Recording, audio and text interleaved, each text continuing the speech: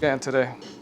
Just the usual, Maji. The last one was absolutely amazing, so if we could just do the same. Great, great, great. I remember, if I'm not mistaken, it was the number 2 on the side, or I think 1.5. 1.5. Yeah, that's what I was thinking. 2 around here, and then I was gonna blend it out over here.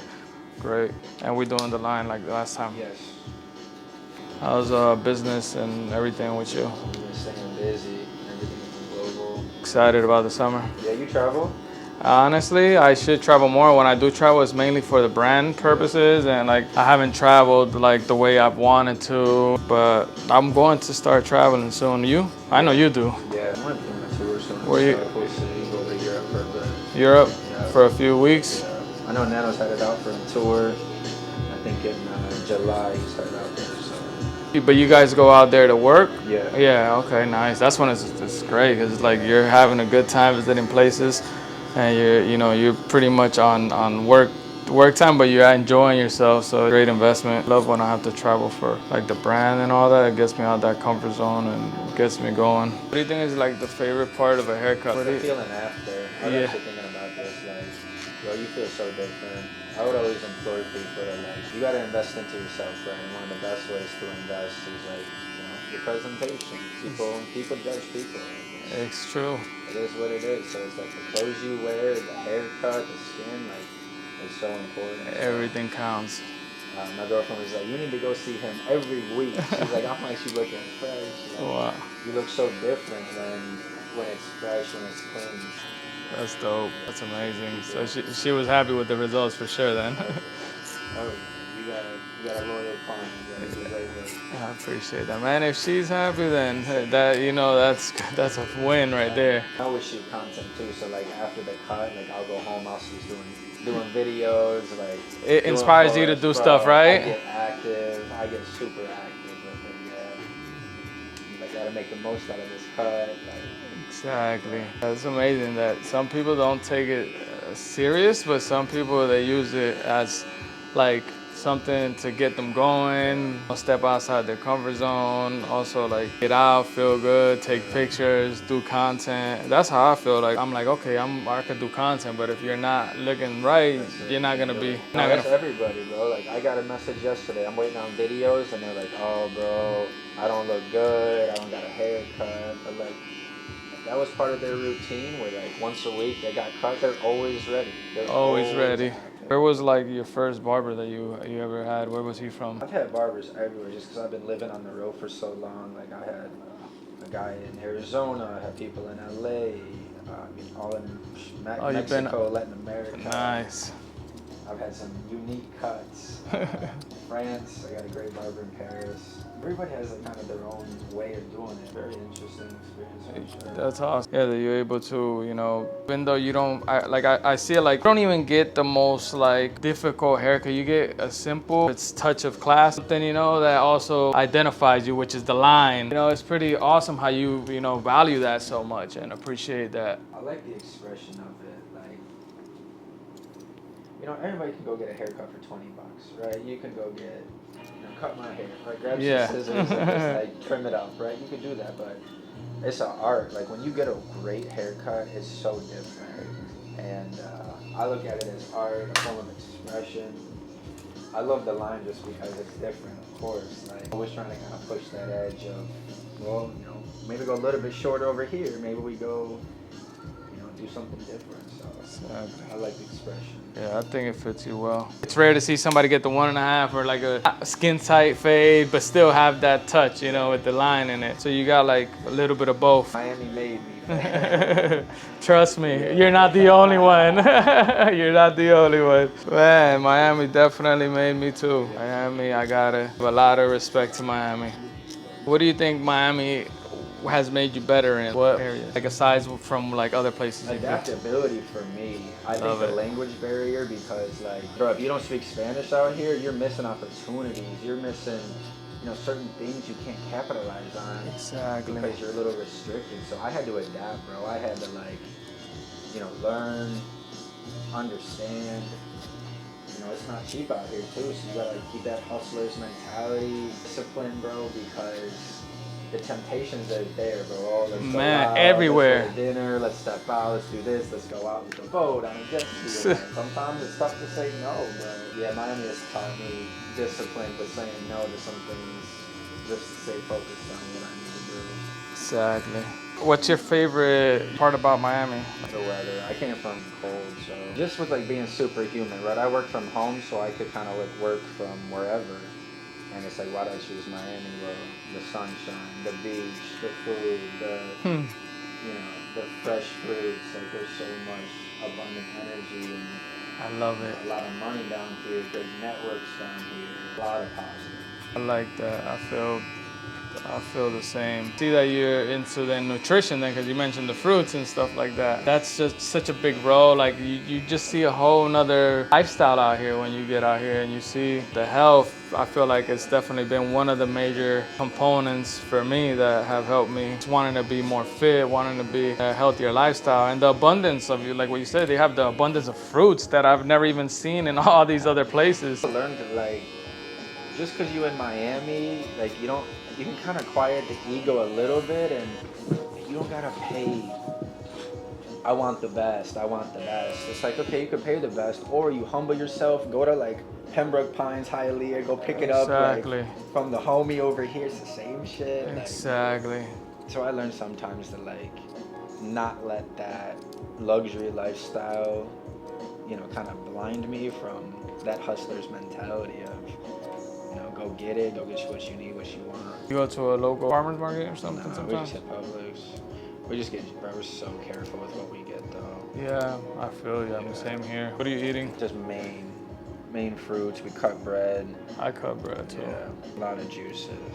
Nice. You know what Bob Proctor used to eat? He didn't eat anything like, he ate whatever.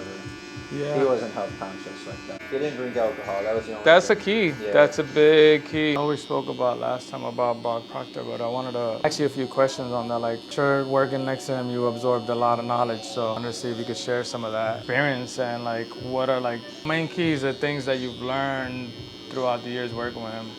He was a mentor to me also, like not physically, but more, you know, online and just, you know, being able to follow and learn from him. As you can imagine, I've been asked this question quite some bit. I can imagine. There's short answer and there's a long answer. The short answer, the biggest thing that I pretty much learned from him was, he said this is the difference between success and failure, between millionaire and everybody else, between 1% and everybody else. He said the 1%, the millionaires, are crazy enough to actually do it. And I said, what do you mean? He's like, when I say write out your goal every day for 30 days, the people that actually do that are the ones that get the result. The people that downplay it and like, oh yeah, okay, I need to, you know, speak good words. Oh, okay, yeah, I get it. You know, what's the real thing? He's like, the people that they don't actually do the exercise, they'll never win. He's like, the difference is the people that actually develop a discipline to do the small shit. Wow. Like Think and Grow Rich, in the first chapter, there's an exercise. Step 1, do this. Step 2, do this. Step 3, do this. And Bob was in a seminar one time. He's like, how many of you guys have read the book? 99% of the room raised their hand. And he's like, how many of you had done that exercise? Everybody put their hand down. He's like, and that's why you're here. That's why you're in the same position. Because you won't do what the information. They won't do. So a lot of people didn't do the exercise. They just want the information just to have it, but they don't apply it. Exactly. Like, write out your goal every day for 30 days, they wouldn't do it. He's like, okay, that's cool. I have to say that and testify, you know, with that, because the times that I have written my goals consistently over the years, I look back 5 years back and I've checked them off, you know, like everything that I wrote down became a reality. And it's when I don't write my goals that things, you know, take longer to manifest and they don't, you know, it makes it a lot harder. This universe operates by laws. Now, you can't change the laws. It's like the law of gravity. So what Bob taught me is, he's like, you can't change the laws. You just have to learn what they are. You have to use them. You have to abide by them and use them to your advantage. So once I learned them and applied them, you know, that's fun. But I only learned them by writing them out every day for 30 days. Nice. Every day, 30 days, every day. You just got to be crazy enough to actually do it. Exactly. and do it every day. Because a lot of people will see that like, oh, it might be a waste of time, or it's just like. What's easy to do, bro, is easy not to do. It's easy to write your goals, but it's easier to not write your goals. I would agree. The most growth I sustained on a professional and business level was when I was studying information and applying the information on a daily basis. That's when you grow the most. That's why anytime you feel like you hit a slump, what do? Yeah, go back to your routine. Go Exactly. back to those. Go back to what brought you there. That's where I'm at right now. I'm like listening to the audios again. I haven't gotten too much into the actual reading yet, but I'll have to. But I'm doing the goals. I do them every day. But like you said, now that you mentioned 30 days straight, like I'm not gonna miss a day. Yeah. And the thing is, if you miss a day, you gotta start back at day one. Okay. That's it.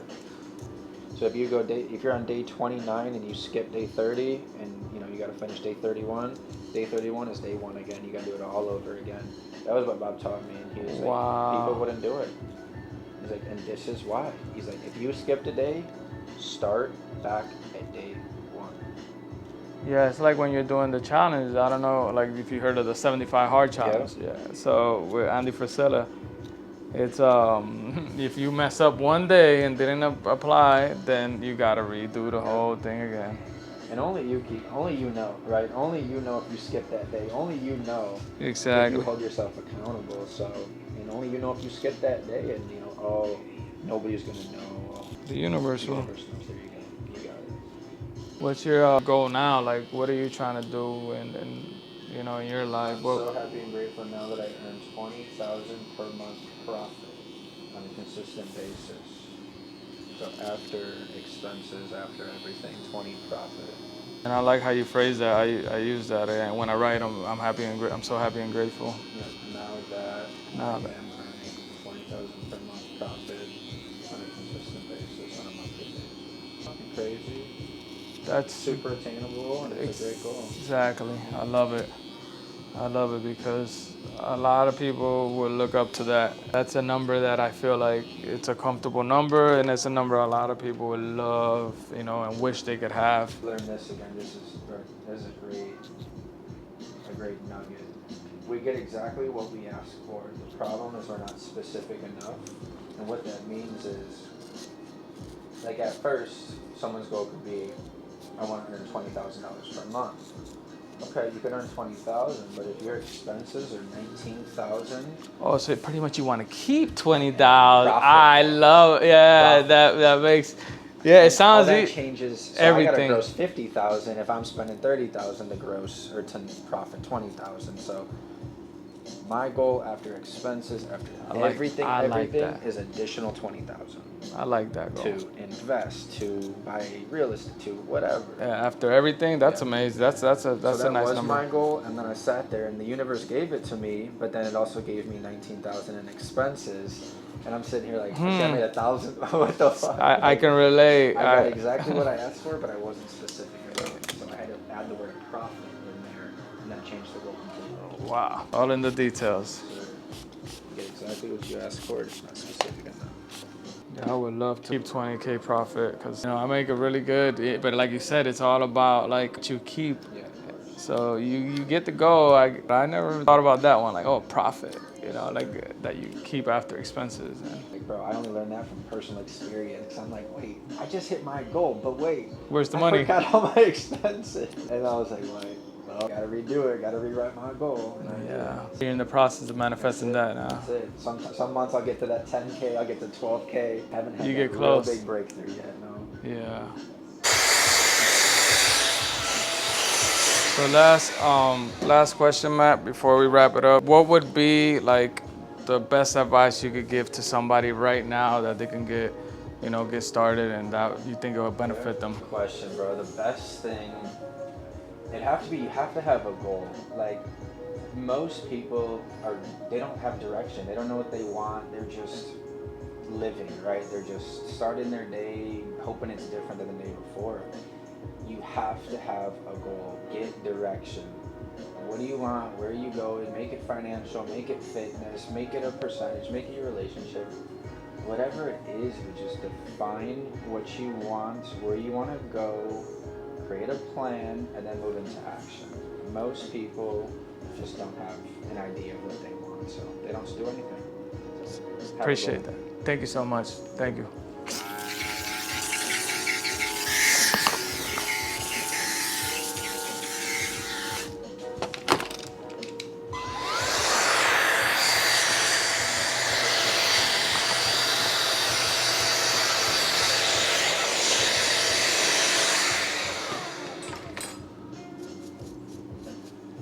Appreciate you, bro. My God. Thank you so much, bro. You're As welcome. always, master of his craft. Thank you, brother. Amazing.